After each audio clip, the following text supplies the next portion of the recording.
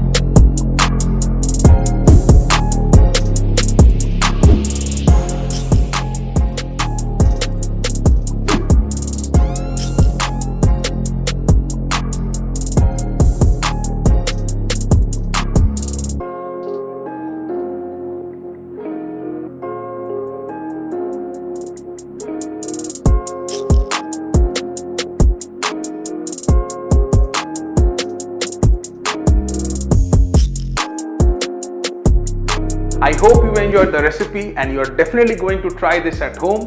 And if you're trying this recipe, please do not forget to let me know how it turned out, and do share the pictures with me on my Instagram and Facebook pages. Links are given in the description. And if you're new to this channel or haven't subscribed it yet, do it right now. We'll see you in the next video with a new recipe. Till then, stay happy, stay healthy.